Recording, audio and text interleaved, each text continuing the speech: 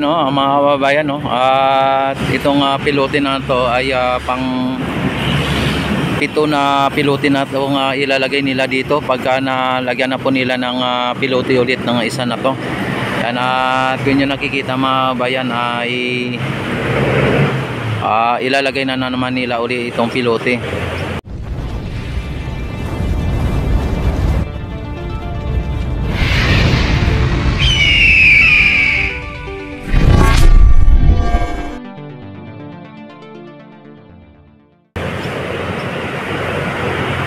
Dito tayo sa may Loton area mga bayan.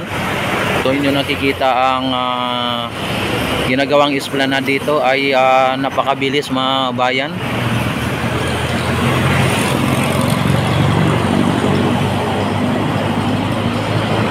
Napakabilis ang ano dito, ang progressive dito o pagbabago ay napaka ano dito mga bayan. Kung inyo napapansin ay kahapon naglalagay pa lang sila, ilang piraso pa lang na steel beam ang nailagay dito, at ngayon mga bayan may mga pilote na. At kung inyo napapansin mga bayan, ang pilote ay talagang hindi lang isa, hindi lang dalawa, kundi 6 na, no? At itong linalagay nila, inaano nila ay pang 7 na to. Yan.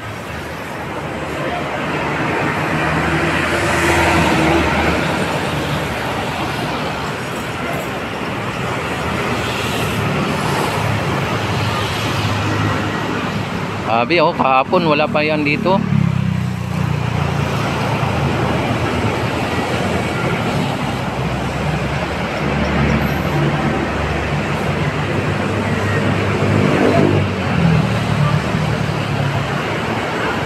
Yan, at inano nila yan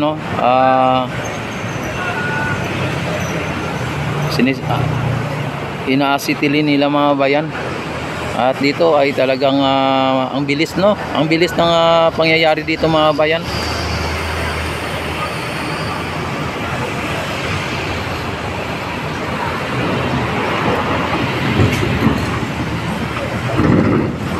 Ano?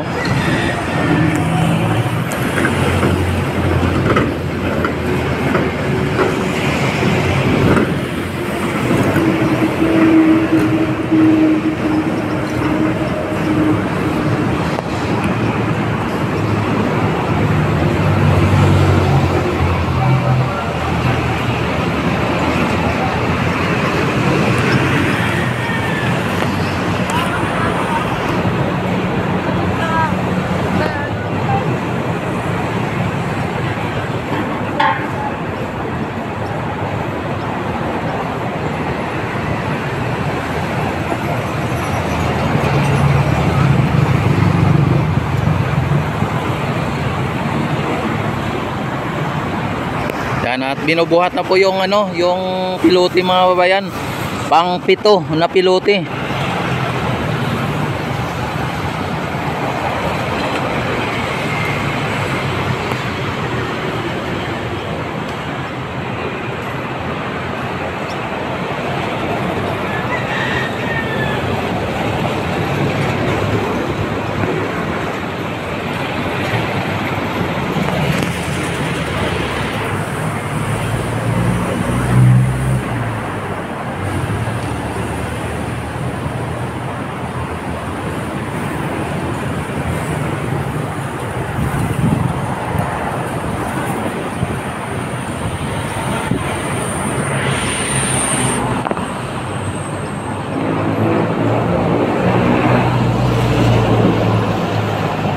Ay grabe na na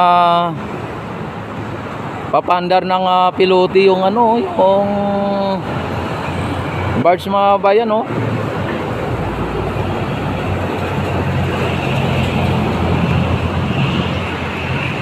Sa bigat nito mga bayan, ang pilote ay nagkakabigat ito ng 9.72 tons mga bayan. 9.72 tons. Ganon kabigat ang pilote na ito mga bayan, itong poste na ito. Mas mabigat pa po siya ng doble sa may container van na empty container van na D40. Mas mabigat siya ng hindi hamak, ano. Ang container, empty container 40 footer mga bayan ay nagkakabigat lang ng 4 tons. 4 na tonelada lang. Ito 9 tons ang bigat nitong isang pilote na to. Grabe mga bayan, ganun ka solid ito, ganun ka bigat.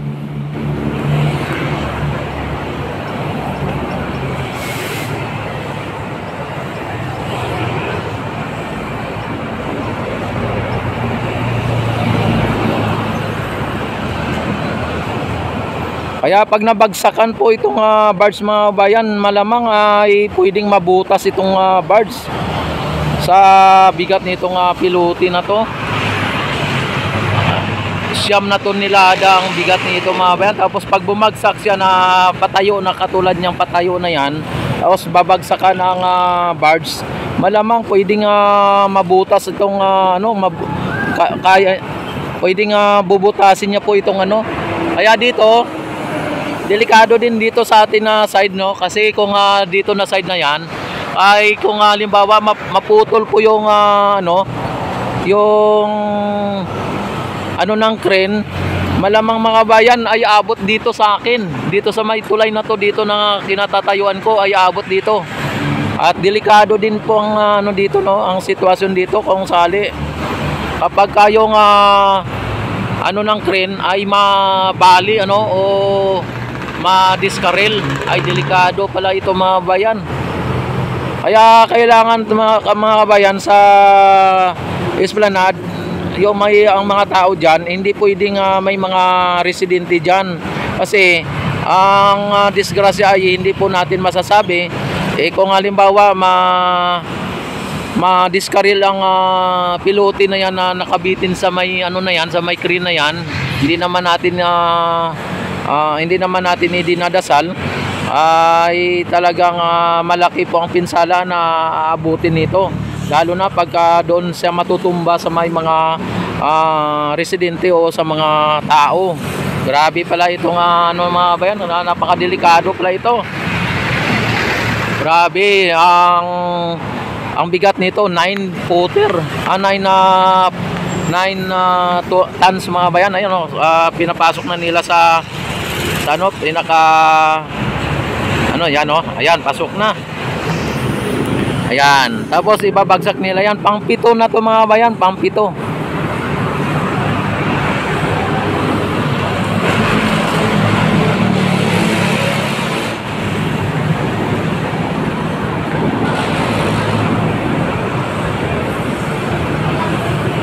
Grabe, napakadelikado pala nito mga bayan, itong na to, kasi aabot dito yung ng crane, no?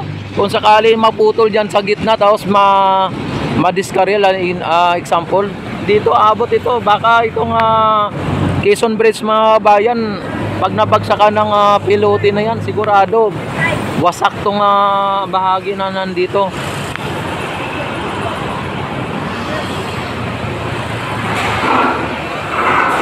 Ayan, ay grabe, nakita naman ninyo mga bayan, tuwid na tuwid, grabe, napakagaling po ng operator. Ayan mga bayan, ang pang-7 na pilote.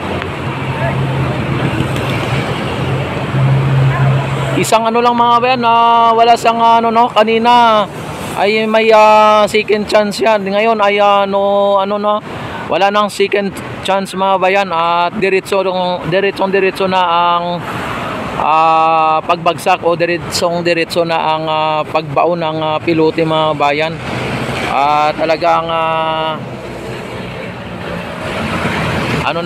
okay na po mga bayan, at tatanggalin na po nila.